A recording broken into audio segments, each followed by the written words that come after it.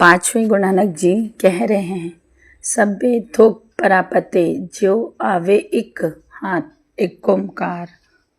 धन गुरु नानक जी,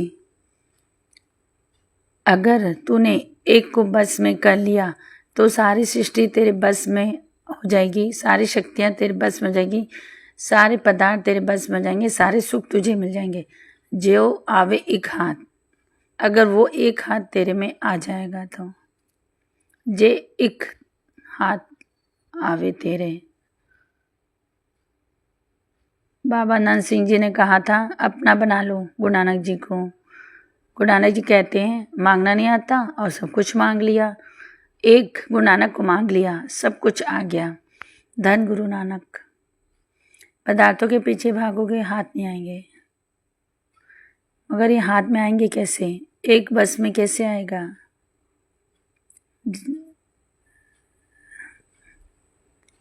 अगर तेरे पास शब्द का जाप है तो एक बस में आ जाएगा। टिक कर बैठ जा, टिक कर बैठो हरजन प्यारे, सतगुरु तुमरे काज सवारे। टिक कर बैठ जाओ, भाव मन को टिका ले, मन को टिका ले, मन को समझा ले। बस एक बस इसको एक को वश में करना है। धन गुरु नानक। सतगुरु तुमरे काज संवारे, सारे कारज तेरे संवर जाएंगे जो सच्चा शब्द कथ। धन गुरु नानक जी, धन गुरु नानक जी। सतगुरु तुमरे काज सवारे, सारे कारज संवर जाएंगे जे सच्चा शब्द कथ। सब्बे थोक परापते जे आवे एक हाथ। बार बार एक की बात हो रही है, एक ओंकार की बात हो रही है, क्योंकि सारे गुण शब्द में व्याख्यान किया गए हैं वो एक के हैं, कोई दूसरा नहीं। मूल मंत्र की बात हो रही है यहाँ पे। कितनी कमाल की बात है साथ संगत जी। कई लोगों को शतरंज आती है, शतरंज खेलना आता है तो उसमें राजा को काबू में पा लिया तो बाजी आपकी हो गई। दृष्टि किस पे? एक पे। धन गुरु नानक। चाहे किसी को भी मार लो, बाजी नहीं जीती जा सकती, चाहे वजीर, चाहे ऊंट, चाहे हाथी मार लो, घोड़ा मार लो, जब तक राजा वश में नहीं आ जाता। धन गुरु नानक। बाबा नंद सिंह जी कहते थे जुआड़ियों की भाषा में कि एक क्या है, एक की ताकत क्या है। कहते थे जुए में ताश खेलते हैं तो दुग्गे को तिक्के का डर है, तिक्के को चौथे का डर है, छोटे पत्ते को बड़े पत्ते का डर है। जिसके पास बड़ा पत्ता वो बाजी जीत गया। पंजे को छिक्के का डर है, नहले को दस्से का डर है, और इन दस्सों को गुलाम का डर है। गुलाम जितनी भी सरकारें हैं, दफ्तर हैं, जितने भी डिपार्टमेंट्स हैं, सब गुलाम हैं, पर इनका डर है सबको। कहने को सरकार की गुलाम है पुलिस, मगर डरती है। गुलाम का अपना औहदा होता है, पर गुलाम किससे डरता है? बेगम से, क्योंकि ये बादशाह की बेगम है। बादशाह से कह के गुलाम को नौकरी से निकाल सकती है, इसलिए बेगम से डरता है। जहाँ बेगम आ गई गुलाम हार गया। धन गुरु नानक। बाबा नंद सिंह जी कहते हैं कि बेगम को डर है, बेगम को भी डर है बादशाह का। बादशाह जो चाहे करे, जिसे चाहे रखे, जिसे चाहे निकाल सके, जिसे चाहे मौत की सजा दे दे, उससे पूछने वाला कोई नहीं, सबसे ऊपर बादशाह। बाबा नंद सिंह जी समझाते थे बादशाह को भी किसी का डर है। हाँ है, इक्के का, एक जिसके पास इक्का है बाजी उसकी तरफ, जिसके तरफ निरंकार है, बाजी उसकी तरफ जिसके पास निरंकार है, जिसके तरफ निरंकार है, जिसके तरफ गुरु नानक जी हैं, बाजी उसकी। एक की ताकत को पहचानो। एक वो अक्षर है गुरु ग्रंथ साहिब जी के वाणी के पहला शब्द, गुरु ग्रंथ साहिब जी का पहला शब्द अर्जुन देव जी ने एक मतलब लिखा, एक ओंकार सर्वशक्तिमान, एक से ऊपर कोई नहीं। गुरु ग्रंथ साहिब में लिखा है, मतलब कितना इम्पोर्टेंस होगा। वाहिगुरु जी, इस एक ओंकार की शक्ति को समझना बहुत ज़रूरी है।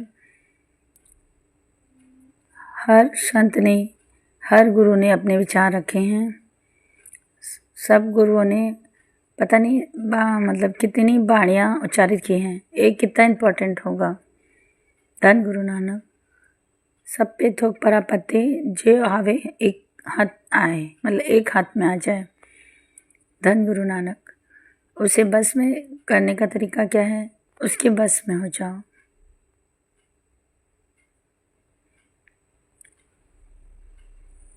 सर की रैन हो जाए, आप मिटाए मिटी जाए। नम्रता। उसकी बस में हो जाओ। अपनी सोच उसके कदमों में रख दो, अपनी दुर्मत उसके कदमों में रख दो, अपने मन को, मुख को चरणों में रख दो, मनमुख को, और गुरुमुख ले लो। और कोई तरीका नहीं है। सब्बे छड़ स्यानब गुरु की पैरी पे, साड़ी स्यानब छोड़ गुरु के चरणों में जा, तो उसके हो जाएंगे। जिस दिन उसके हो गए वो हमारा हो जाएगा, बस में आ जाएगा। धन गुरु नानक, धन गुरु नानक। तो भक्ता के बस भक्ता तेरे बस, वो भक्तों के बस में होता है, भक्तों के बस में होता है वो एक। प्यार से बोलिए धन गुरु नानक जी, धन गुरु नानक जी, धन गुरु नानक जी, धन गुरु नानक जी, धन गुरु नानक जी, धन गुरु नानक जी।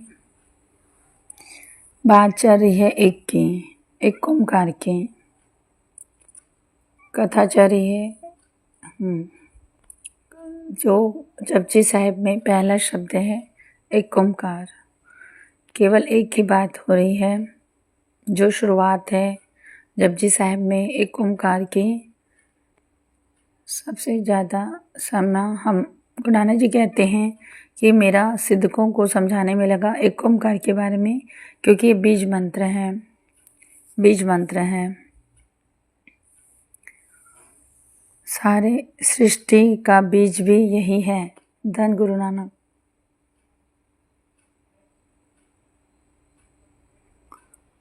गुरु नानक पातशाह जब गुरु अंगद देव जी के झोली में जपजी साहिब की बाणी डाली झोली में, तब यह कहा कि इसमें पौड़ियाँ हैं। जब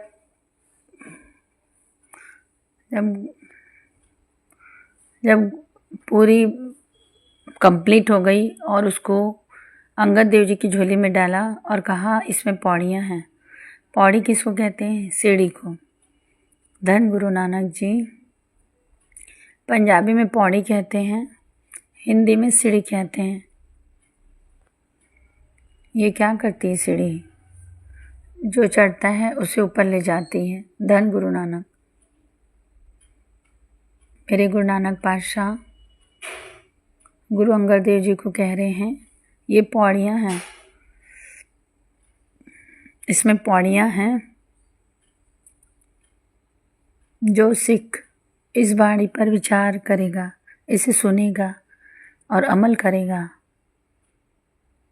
वो एक एक करके सीढ़ी चढ़ता जाएगा। ध्यान से सुनना। जैसे पहले तो मूल मंत्र है, उसके बाद पौड़ियाँ हैं। तो पहले मूल मंत्र के अर्थ समझेंगे, फिर पौड़ियों के अर्थ समझेंगे। और कई मूल मंत्र को भी पौड़ी बोलते हैं, वो अपने ऊपर है। उसके बाद जो पौड़ियाँ आएंगी, कहने का भाव जो जो उपदेश उसमें आता जाएगा। पहले हमको सुनना है। सुनने के बाद मन मानेगा कि गुरु साहब सही कह रहे हैं और जो उस पर चलना शुरू कर देगा, जो ढालना शुरू कर देगा, मानो एक एक करके वो सीढ़ी चढ़ रहा है जो गुरु साहब जी कहते हैं। गुरु नानक पातशाह कहते हैं ये प्रभु के मिलाप की सीढ़ी है, कोई आम सीढ़ी नहीं है। ये पौड़ियाँ वो हैं जो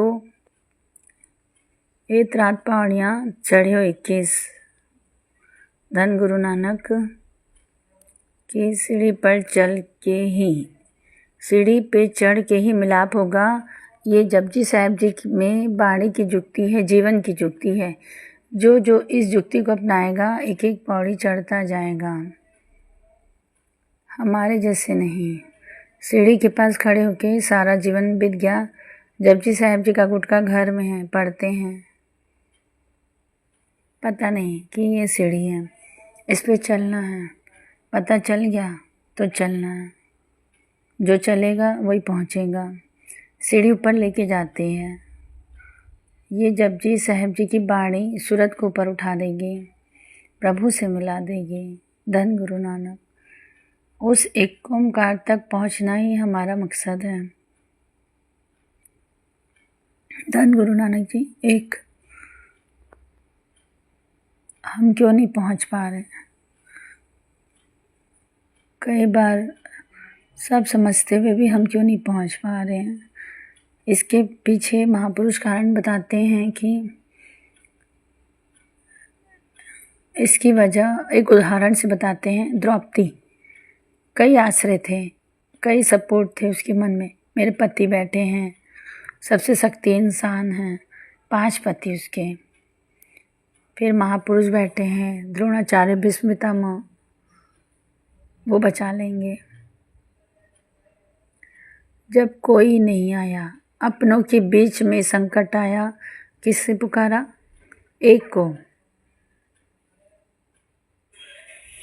आखिर में वही आया। बाबा नंद सिंह जी कहते हैं हमारी प्रॉब्लम यही है कि कहते हैं हम एक को मानते हैं, मगर एक की एक भी नहीं मानते हैं। कहते हैं सब एक को मानते हैं, वो मालिक सबका एक है, मगर मन नहीं मानता। हमारे मन में कई आश्रय होते हैं। हमारी कथनी और करनी में जमीन आसमान का फर्क है। कहते हैं सबका मालिक एक है, मगर झगड़े, फसाद, बुराई, निंदा, दूसरे धर्मों की मतलब रिस्पेक्ट नहीं करना। और जब तकलीफ आए अरदास करते हैं, अरदास पूरी नहीं होती तो दूसरा ठिकाना खोज लेते हैं। भरोसा और विश्वास नहीं है एक पर। क्या ये बाबा नंद सिंह जी के वचन हैं? और वो इसको समझाने के लिए बहुत अच्छी साखी हमेशा सुनाते थे बाबा नंद सिंह जी की। बड़ी प्यारी घटना है। धन गुरु नानक जी, जब एक पर विश्वास आ जाए तो क्या होता है, और जो नहीं करते उनका क्या होता है।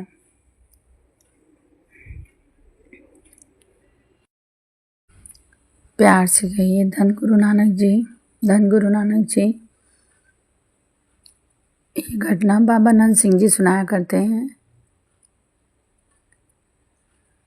साथ संगत जी, एक विनती हाथ जोड़ के, कोई अच्छा दिन हो, उस दिन ज़रूर, कोई बड़ा दिन हो, उस दिन सारी रात जागकर सिमरन करो, विशेष कृपा होती है। क्योंकि जा किसके लिए रहे हैं? एक ओंकार के लिए। उनकी खुशी उसमें है। अमृत वेला में नाम जपे खुशी में वाहेगुरु की। अगर वो प्रसन्न हो गया हमारे जगने से तो पता नहीं क्या दाद दे दे, हम सोच भी नहीं सकते। बाबा नंद सिंह जी कहते थे हमेशा ये बात। और देखा जाए तो ये जो कार्तिक का महीना आ रहा है वो हिंदुओं के लिए भी बहुत इम्पोर्टेंट है।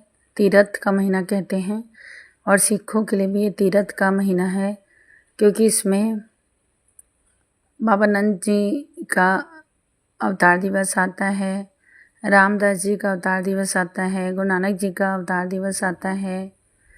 ये सिखों के लिए किरत के महीना है।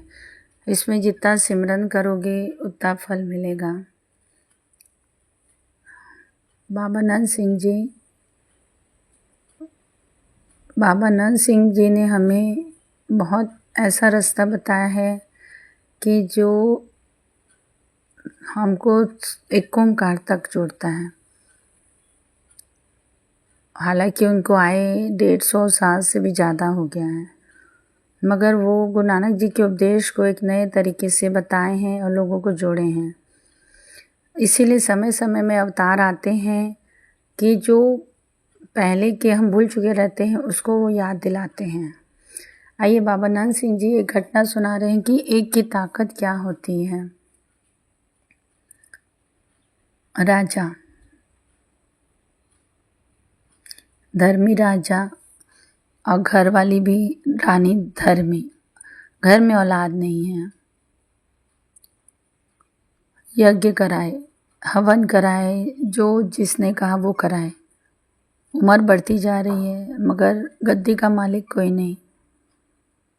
धन गुरु नानक सब कुछ करा के थक गए तो राजगुरु ने कहा किसी बालक की बलि दी जाए तो आपके घर में पुत्र हो सकता है, अवश्य पैदा होगा। धन गुरु नानक। राजा धर्मी क्रोधित हो उठा, किसी बालक की बलि, सवाल ही नहीं उठता, ये महापाप है, इस पाप का बोझ कौन उठाएगा। राजा ने साफ मना कर दिया। सारे मंत्री, सारे राजसभा राजा को समझाने लगा ये आपके नहीं प्रजा के लिए है। उत्तराधिकारी नहीं होगा तो बिना वारिस के राजगद्दी पर कौन बैठेगा। आपको ये बात माननी पड़ेगी, अपने लिए नहीं प्रजा के लिए। धन गुरु नानक। राजा ने फिर भी नहीं मानी। इतना बड़ा पाप तो मैं कभी नहीं कर सकता। जिस माता के पिता की बच्चे की बलि दी जाएगी उसकी आहें, उसकी बदिशें मैं नहीं लूँगा। धन गुरु नानक। तो मंत्रियों ने सुझाव दिया कि ढिंडोरा पिटवा दो, जो अपने बच्चे को अपनी मर्जी से देगा बलि के लिए उसके घर पदार्थों से भर दिए जाएंगे, मुँह मांगा इनाम दिया जाएगा, तब तो आपके ऊपर पाप नहीं चढ़ेगा। धन गुरु नानक। सारे मंत्रियों ने जोड़ दिया। राजा ने मन मार कर हाँ कह दिया कि ये सोचा कि कौन माँ बाप अपने बच्चे की बलि देगा। ऐसे माता पिता का होंगे जो अपने बच्चे की बलि देंगे, हो ही नहीं सकता। राजा ने हाँ कह दिया। एक परिवार जिसमें 6 बालक थे, गरीबी अटकी। 5 बालक तो मेहनत करते खेत पे, मगर जो सबसे छोटा बालक है भी छोटा, मेहनत थोड़ी करता, सिमरन ज़्यादा करता था। धन गुरु नानक समाधि लगा के बैठ जाता था। माता पिता ने विचार किया कि ये काम कम करता है, जब देखो समाधि लगा के बैठ जाता है, क्यों ना इसे राजा को दे दें बलि के लिए, हमारी गरीबी दूर हो जाएगी। 6वें नंबर का पुत्र। सबकी मत लेके छोटे बालक को लेके पिता चल पड़ा। छोटा सा बालक है। रास्ते में पूछा पिताजी कहाँ जा रहे हैं। तो पिता ने कहा कि बलि देने जा रहे हैं तेरी। तो बेटा ने कहा कि बलि का मतलब क्या होता है। तो बेटा ने पूछा बलि क्या होती है। पिता कहते हैं तेरा सर कलम कर दिया जाएगा और उसके बदले में राजा हमें बहुत सारा धन देगा। छोटा सा बालक ये बात सुन के हैरान भरी नज़रों से अपने पिता को देख रहा है कि इसने मुझे जन्म दिया है, मेरा पिता ही मुझे मारने के लिए लेके जा रहा है। हैरानी भरी नज़रों से देखने लगा, पर चुप कर जाता है, कुछ नहीं कहता। धन गुरु नानक। चल पड़ता है साथ में। छोटा सा बालक जिसकी खेलने की उम्र है, पिता उसे मरवाने लेके जा रहा है। धन गुरु नानक। चाहे ये बात किसी को समझ में आए ना आए, कल आए, ये जीवन की सच्चाई है। हम लोगों के दुख पेट भरने के बाद के दुख हैं। कई लोग कहते हैं कि ये तकलीफ़ है, वो तकलीफ़ है। अपने छोटे छोटे दुखों को लेके आते हैं और रोने बैठ जाते हैं। हमारे जितने भी दुख हैं पेट भरने के बाद के दुख हैं। जब भूख लगी होती है तो कोई दुख नहीं सूझता। सबसे बड़ा दुख है भूख। धन गुरु नानक। और जब अपने छोटे छोटे दुखों को रोने आ जाते हैं, तूने ये नहीं दिया, तूने वो नहीं दिया, तूने मेरे साथ ये क्यों किया, अपने से नीचे झाँक लिया करो। ये सब भी ना देता तो, भूखे रहता तो तू क्या कर लेता। 10 भी ना दिया, 10 भी लिया, वो है ना पौड़ी, 10 भी ना दिया वो वाला। तो भूख बड़े बड़े रिश्ते ख़त्म कर देती है। अगर वो भी नहीं देता तो तू क्या कर लेता। भूख बड़े बड़े दुख ख़त्म कर देती, क्योंकि सबसे बड़ा दुख भूख होती है। और भूख लगी रहे तो प्रेम व्रेम भी नहीं सूझता। जो आजकल की जनरेशन, भूख लगी तो ये फालतू काम नहीं होते। पेट भरने के बाद हम दुख खुद खोजते हैं, और पेट भरने के बाद जो उसका शुक्रिया करे, उसको चौगुन करे। निहाल नानक साहब सदा दयाल। धन गुरु नानक। धन गुरु नानक। पिता अपने छोटे बालक को लेके जा रहा है, राजा के सामने पेश किया। राजा ने इतने मासूम बच्चे को देख के मासूम सा प्यार आ गया उसको। खेलने की उम्र है इसकी। राजा का मन भर आया, आंखों से आंसू आ गए। और वो बच्चे से पूछा राजा ने कि पिता ने तेरे को तेरी मर्जी से लाया है, तुझे पता है क्यों लाया।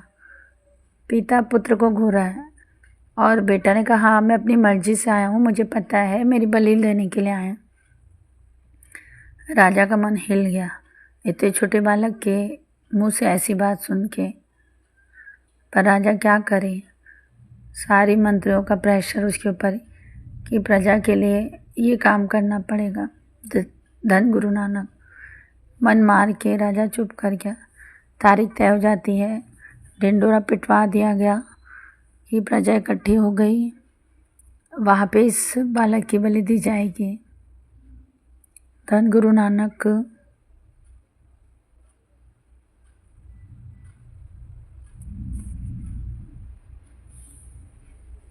धन गुरु नानक जी। धन गुरु नानक। ये घटना उस बालक की नहीं है, केवल विश्वास करना। कुछ बच्चे छोटे होंगे, जो बड़े हो गए हैं वो उनको तो ज्ञान है, जो छोटे हैं उनको ज्ञान होना जरूरी है। ऐसा समा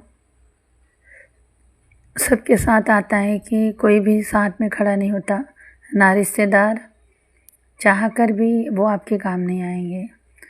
ऐसे ऐसे मुसीबतें, ऐसे ऐसे दुख हैं, घर वाले रिश्तेदार मित्र चाह के भी आपके काम नहीं आएंगे। काम आएगा तो वो एक। इसलिए अपने मन को समझाओ, अगर हृदय में बसाना है तो उस एक को बसाओ। प्रेम करना है तो उस एक से करो, दूसरे से करोगे। मोहम्मद साहब की बात याद आती है कि प्रेम एक से होता है। धन गुरु नानक जी। धन धन गुरु नानक जी। धन धन गुरु नानक जी। धन धन गुरु नानक जी। प्रेम एक से होता है कि सबसे बड़ा पाप अगर कोई है तो किसी इंसान का किसी इंसान से प्रेम करना है, वो मोह है। प्रेम का नाम हम दे दिए हैं, क्योंकि यहाँ जगह सिर्फ एक ही है, और किसी और को बैठा दिया तो उसकी बैठने की जगह ही नहीं बचेगी। धन गुरु नानक। पछताना पड़ेगा, पछताना पड़ेगा। ऐसी ठोकर मारेगा जिसको बिठाए हो कि इंसान कहता है मैंने बहुत बड़ी भूल की इससे प्रेम करके। धन गुरु नानक। फर्ज निभाओ, मोह में मत पड़ो। ये बातों से नहीं होगा। इन बातों से वही बच सकता है जिसके मन में शब्द का जाप हो। धन गुरु नानक। एक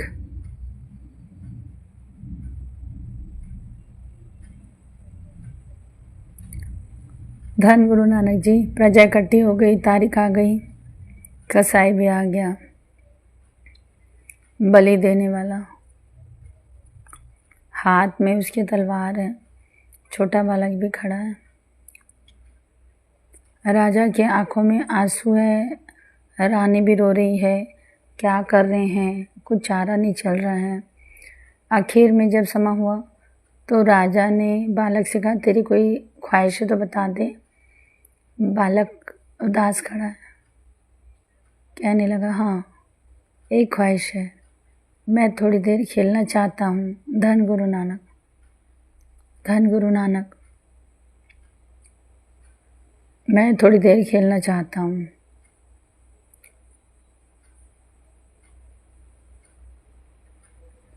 राजा कहने लगा ठीक है खेलो चलो।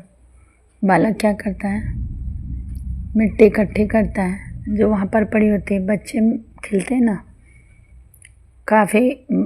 काफ़ी मिट्टी इकट्ठी करके 4 ढेरिया बनाता है। 4 ढेरिया बनाता है और एक ढेरी पे खड़े होके सामने कुछ बोलता है। बोलने के बाद उसको लात मार देता है। दूसरी ढेरी के पास जाता है, उसे भी कुछ बात करता है, लात मार देता है। तीसरी ढेरी के पास जाता है, उसे भी लात मार देता है। चौथी के पास खड़े होके घुटने के बल गिर पड़ता है। कुछ बोलता भी उसे भी है, लात नहीं मारता। धन गुरु नानक। सारे बोले धन गुरु नानक। बिनती एक से जोड़ो। साक्ष संगत जी, गुरु नानक पातशाह। बार बार सारे गुरु एक की बात करते हैं, एक से जुड़ो, सूरत एक से जुड़ो। नहीं जुड़ेंगे पछताएंगे, आना जाना चलता रहेगा। वो एक जब भी कोई अट्रैक्ट करे अपने को, मन में विचार आए। दास ने पहले भी कहा ये इतना खूबसूरत है तो इसको बनाने वाला कैसा होगा, ऐसा। धन गुरु नानक। धन गुरु नानक। धन गुरु नानक। भला तेरा रूप, भला तेरा रूप, भला तेरा रूप। धन गुरु नानक जी। धन गुरु नानक जी। चौथी ढेरी के सामने बच्चा गिर जाता है मगर ढह पड़ता है और वह रोने लगता है मगर उसको लात नहीं मारता। और राजा आश्चर्य हो रहा है कि ये बच्चा क्या कर रहा है, ऐसा खेल तो मैंने कभी नहीं देखा। तो भी क्या कर रहा है, ये कौन सा खेल है, ये खेल मैंने देखा नहीं। तब थोड़ी देर बाद बालक उठता है, मैंने खेल खेल लिया है, अब आप अपना काम कर लो, मेरी बलि दे दो। राजा जिसकी आंखों में आंसू है, घबराया भी हुआ था। उसने कहा कि तुमने क्या खेल खेला है, क्या खेला था? 3 ढेरियों को तूने लात मारा, चौथी को तूने नहीं मारा। बालक ने कहा आपको क्या लेना देना मेरे खेल से, आप अपना काम करो, बलि का समय निकल जाएगा, बलि दो। राजा ने कहा नहीं, बलि मुझे बता कि तू क्या खेल खेला, मैं जानना चाहता हूँ। तब बालक कहता है राजा, हर एक के जीवन में, छोटा सा बालक, ज्ञान देखो उसका, हर एक नाम सिमरन में बैठा रहता था वो बालक, और उसका ज्ञान देखो। इसे निखट्टू कहा गया, जिसे घर वालों ने बेच देना सही समझा। धन गुरु नानक। वो ज्ञानी बालक कहता है राजा, हर इंसान के जीवन में आश्रय होते हैं, मेरे जीवन के भी 4 आश्रय। पहला आसरा मेरे माता पिता। पहले ढेरी उनके नाम की बनाई, उनके आगे खड़ा रहा कि मुझे बचाओ, मेरी बलि होने जा रही है, मुझे मारने जा रहे हैं, मेरा गला काटने जा रहे हैं, मेरे माता पिता मेरी रक्षा करो। फिर मेरे मन में सोचा कि यही तो मुझे लेके आए हैं मारने के लिए, इन्होंने तो दिया है, ये मेरी क्या रक्षा करेंगे, ये झूठा आसरा है, लात मार दिया। धन गुरु नानक, धन गुरु नानक। दूसरा आसरा मेरे जीवन का, हर एक के जीवन का होता है, वो होता है राजा। राजा दूसरी ढेरी तेरे नाम की बनाई थी। राजा का काम होता है प्रजा की रक्षा करना। मैंने उस ढेरी से कहा मेरी रक्षा करो। मैं ही तो, तब आवाज़ आई कि मैं ही तो तेरी बलि ले रहा हूँ, रक्षा की भक्षक बन जाए तो कौन बचाएगा। धन गुरु नानक। राजन दूसरी ढेरी तेरे नाम की थी, इसलिए मैंने लात मार दिया, तुझे भी लात मार दिया, परिवार को लात मार दिया, तुझे भी लात मार दिया। तीसरी ढेरी मैंने बनाई प्रजा की। ये प्रजा होती जो रक्षा करती है, मिलजुल के रहती है। प्रजा तो यहाँ तमाशा देखने आ रही। धन गुरु नानक। कोई रोकने के लिए आगे नहीं आ रहा है, सब तमाशा देखने के लिए खड़े हैं। इसे भी मैंने लात मार दी, मैंने तीनों को लात मार दी, राजा को, प्रजा को, मेरे परिवार को। आखिरी ढेरी बनाई मैंने अपने प्रभु की। धन गुरु नानक, जिनका मैं नाम जपता हूँ। इस एक का उस ढेरी के हाथ, उस ढेरी के आगे मैंने घुटने टेक दिए कि हे प्रभु, सारे आश्रय झूठे हैं, सब ने मुझे धोखा दिया है, मुझे आप पर विश्वास है, मेरी रक्षा करो। और इसीलिए वो ढेरी को मैंने लात नहीं मार पाई। मुझे अभी भी उस पर विश्वास है, वो चाहेगा तो कुछ भी हो सकता है। धन गुरु नानक। राजा इस बात को सुन के जोर से रोने लगा। इतना ज्ञान बच्चे को, राजा रक्षक होता है, मैं भक्षक हूँ। राजा मंत्री को चिल्ला पड़े, मैंने आपके कहने पे ये सब माना। बालक होगा, क्या गारंटी है कि मैं इसकी बलि दूंगा तो बालक होगा। सब खड़े हो गए, जो गारंटी देगा तब मैं उसकी बलि दूंगा, नहीं तो उसका सर कलम कर दिया जाऊंगा। कोई सामने नहीं आया, गारंटी कौन ले। राजा कहने लगा, मंत्रियों मेरी बात सुनो, छोटा सा बालक कितना ज्ञानी है, इसी को ही क्यों ना मैं राजगद्दी का वारिस घोषित कर दूँ। इतना ज्ञानी बच्चा मुझे कहाँ मिलेगा, क्यों ना मैं इसे ही अपना उत्तराधिकारी बना लूँ। सारे मंत्र मान गए, रानी भी खुश हो गई, राजा भी खुश हो गई और प्रजा भी खुश हो गई। अब वो बालक जाके दौड़ के वो ढेरी को लिपट गया। धन गुरु नानक, धन गुरु नानक। उस ढेरी को लिपट गया। मुझे पता था तो ही एक सच्चा आसरा है, तो ही एक ऐसा आसरा है जो बाजी पलट के रख सकता है। धन गुरु नानक। बाबा नंद सिंह जी के वचन, जिसके तरफ इक्का हो बाजी उसकी तरफ, जिसके बगल में निरंकार खड़ा हो जाए, जे हो वल गुरु, जिसके तरफ गुरु हो जाए, जिसके वल गुरु खड़े हो, एक तरफ अरब खती खरबपति हो और एक तरफ सिर्फ नाम जपने वाला, और उसकी तरफ गुरु है, तो उसका कोई बाल भी बांका नहीं कर सकता। लग बाहे क्या कीजिए, लाख बाहें हो, अकेला हो और साथ में गुरु है, जिसके साथ वो एक खड़ा, कोई कुछ नहीं बिगाड़ सकता। धन गुरु नानक जी, धन गुरु नानक जी, धन गुरु नानक जी, धन गुरु नानक जी, धन गुरु नानक जी, धन गुरु नानक जी, बाबा जी, धन गुरु नानक जी, धन गुरु नानक जी।